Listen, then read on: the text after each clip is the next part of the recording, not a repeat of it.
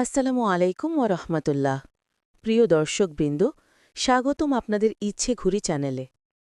আজকের আলোচনার বিষয় ইসলামের ইতিহাসের এক চমৎকার ও শিক্ষণীয় কাহিনী, হজরত ইউসুফ আলাইসাল্লাম ও জুলেখার ঘটনা।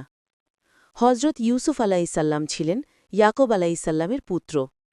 ছোটবেলা থেকেই তিনি অত্যন্ত সুন্দর ও চরিত্রবান ছিলেন, কিন্তু তার ভাইয়েরা হিংসার কারণে তাকে কূপে ফেলে দেয়। পরে মিশরের ব্যবসায়ীরা তাঁকে বিক্রি করে দেয়। আজিজ নামে এক রাজকর্মচারী তাঁকে দাস হিসাবে কিনে নেন। আজিজের স্ত্রী ছিলেন জুলেখা। তিনি ইউসুফ আলাইসাল্লামের লালন পালন করতেন, কিন্তু যখন ইউসুফ আলাইসাল্লাম তরুণ হলেন তখন তার সৌন্দর্য এতটাই অসাধারণ হয়ে উঠল যে জুলেখা তার প্রতি আকৃষ্ট হয়ে পড়েন। একদিন যখন ঘরে কেউ ছিল না, জুলেখা ইউসুফ আলাইসাল্লামকে নিজের দিকে টানার চেষ্টা করলেন, কিন্তু ইউসুফ আলাইসাল্লাম আল্লাহ ভীরু ছিলেন। তিনি বললেন, আল্লাহর আশ্রয় চাই, নিশ্চয়ই আমি কখনো এই অন্যায় করব না। তারপর তিনি দরজার দিকে দৌড় দেন। ঠিক সেই সময়ে আজিজ এসে দরজায় উপস্থিত হন। জুলেখা দোষ চাপিয়ে দিলেন ইউসুফ আলাইসাল্লামের ওপর, কিন্তু সাক্ষ্য প্রমাণ দিল যে আসল অপরাধী ছিলেন জুলেখা।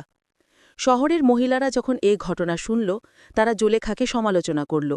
তখন তারা জুলেখাকে ডেকে আনলেন, প্রত্যেককে একটি ছুরি ও ফল দিলেন। যখন ইউসুফ আলাইসাল্লাম তাদের সামনে এলেন, তাঁর সৌন্দর্যে এতটাই বিস্মিত হলেন যে অজান্তেই নিজেদের হাত কেটে ফেললেন। তখন জুলেখা বললেন, এমন এক যুবকের প্রতি আমি আকৃষ্ট হয়েছি, এখন তোমরাই বিচার করো। কারাগারের ঘটনা।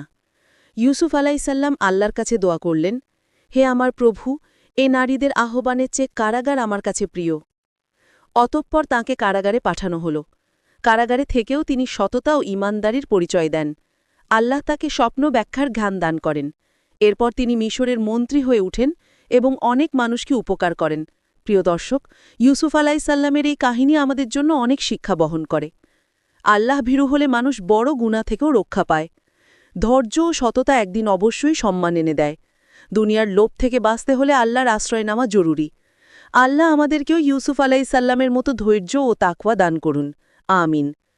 যদি ভিডিওটি ভালো লেগে থাকে তাহলে অবশ্যই লাইক দিন, কমেন্ট করে আপনার মতামত জানান এবং আরও ইসলামিক ভিডিও পেতে আমাদের চ্যানেল ইচ্ছে ঘুরি সাবস্ক্রাইব করতে ভুলবেন না।